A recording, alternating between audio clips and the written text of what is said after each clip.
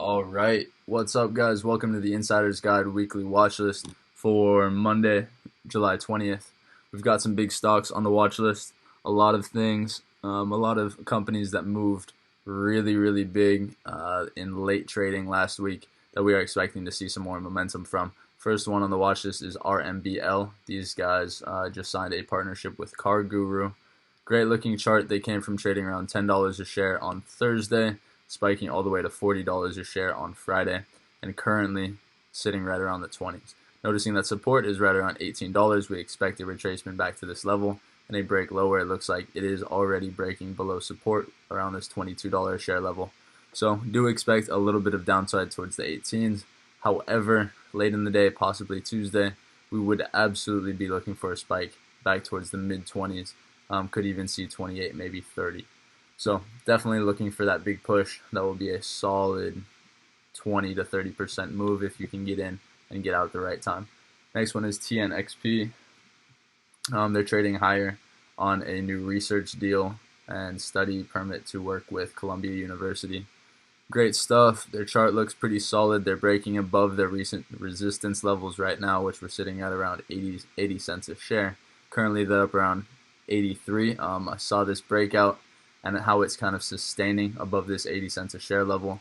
We're looking for it to hold this come Monday market open and potentially move back higher towards this dollar a share. Even on really high volume, we could see a push towards $1.20. So TNXP definitely on the watch list for continuation tomorrow. Also, quick note on TNXP, stocks that trade less than $1 typically have very strong resistance right at $1 a share. Notice this spike got rejected very strongly. So if you do get in for this 17-18% trade, whatever it is, make sure that you at least close some profits for the retracement that comes at $1 a share. There will be stabilization around this area. I'm not sure if it can really break through tomorrow. So anyway, quick note, IBIO, personally, I don't like it. It's super extended. I do like that it has held this kind of $4 a share level. They spiked up on a little bit of news earlier this week. However, really just not much in terms of news or support holding this up. To me, they look overextended. They've already kind of created this ICI. We do expect a bit of a retracement back towards the 3s if we do continue to see upside, or at least towards the 330s, which would be recent resistance. Obviously now turn support over here. So watching IBIO for Monday, possibly looking for trades Wednesday or Thursday. SPAQ, kind of a similar second wave story, where we had this big spike from $10 a share all the way up to $21.60. They just had a merger with Fisker, maybe? Yeah. Wow, big news, I guess, if Fisker was still a big company. What we are looking for, regardless, is a move higher. Notice over here that we have this trend line that was recently broken to the upside. We do see that it is holding the breakout above resistance at $15 a share. We are looking for that next push higher, possibly towards around this 16, 17, and then eventually $18.50 a share. I don't think it's going to go too much higher than that, but definitely some solid percentage gains in here if you can get in early Monday morning. INO, biotech, and COVID vaccine firms are huge right now. Super hot stocks, definitely riding that wave. INO looking to capitalize off of it coming this morning. We have a beautiful cup and handle playing out right now. Expect to see a little bit more kind of consolidation around this $26 a share level before pushing higher, eventually heading back towards that 35s. Please note we have really strong resistance right around this $28.30, $28.50 level. If we zoom in here, you can see it better. Probably will actually maximize this so you can get a full look. Too close. Back out. So we do have strong resistance right around this 27, and then eventually 28 is going to be our cap over there. Looking at the full pattern. Why is this still so zoomed in? Looking at the full pattern, we have this beautiful trend line that has now been broken to the upside. Definitely looking for that move towards 30, 35. Combank, huge number of calls detected, high call volume activity for July 24th. I believe it's $21 calls. So huge activity, almost 1 million shares worth purchased in the last week or so. Noticing great looking cup and handle, definitely looking for that next break above $9 a share. we are going to see resistance right around 10. That's probably where we'll end up around Tuesday, Wednesday. However, we could see a push higher back towards these recent 11s. Maybe I would hesitate to say that it'll make 12, but definitely looking for that push towards 10 this week. LCA, kind of a second, a similar strategy to SPAQ. We have the second wave, great push. Looks like it's about ready to break out. Not super high on my list. I'd rate this about a 4 out of 10, just because it does look like it's kind of overextended, already approaching resistance. Not too much upside, maybe about 10-15%. So not super excited about this, unless it does just surge up huge, like I know these stocks can. IDEX had around 1 million shares purchased on Friday afternoon. It is looking like it could spike. It's been really quiet for a while now. I would imagine we could see that next spike back towards $1.70, possibly even $2 a share over the next week. I'm definitely waiting for news on those guys as well. GE, long term, looking great. It needs to hold above this $7 a share mark. It looks like it is rejecting these lows, which is obviously a very good sign. We are definitely looking to see $10 a share in the 2 to 3 week future, more closely around this high 7s to 8s in the next week or so. So GE definitely looking good. Airlines, also if we go out to a wider time frame, so you can get a look at what's going on. I really like what airlines are doing right now. They are essentially breaking above these recent high. Did I not? There we go.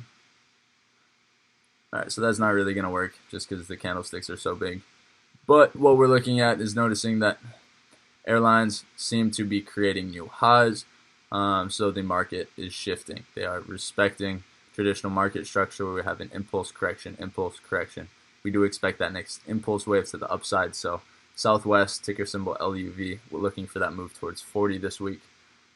Delta, kind of a similar deal, starting to push higher again. This all does rely on a break above previous resistance. You notice that it was the same thing on Southwest. It does still need to break above this resistance, but we do see this nice looking head and shoulders, which normally signals a push to the upside. Delta, what we're looking for is a break above 27.70 and a push higher towards 30 and then eventually around 35. Car, I skipped that. Ford, I wouldn't buy it yet. It looks super overextended. If you saw that quickly, it looks like it's just hanging off the edge of a cliff. Stay away from Ford for now. There's too much EV stuff going on. With Car, I'm sorry I'm going through this really fast. It's late. I'm trying to get this done so you guys can be ready for tomorrow. Car had some big purchases, however, also looked like it's kind of hanging off a cliff. It needs to hold this 26.20 level to continue higher. However, if it does break, just sit on the sides. It's not going to move too much. We are looking for that $30 a share eventually. Maybe just best to sit and watch. It is a slow-moving stock. Ford, like we said, edge of a cliff. United Airlines, this one and Southwest are the two that I'm the most favored about. I absolutely think that this could push all the way towards the 40s, even mid-40s, around 43 this week and the next week.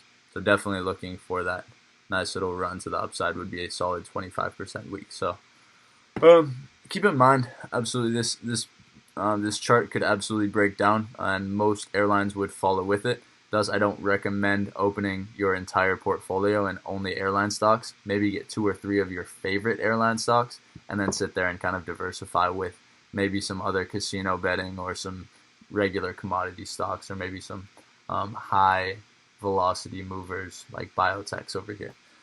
That's why I kind of try to give you guys the best options around here. Anyway, UAL looking great.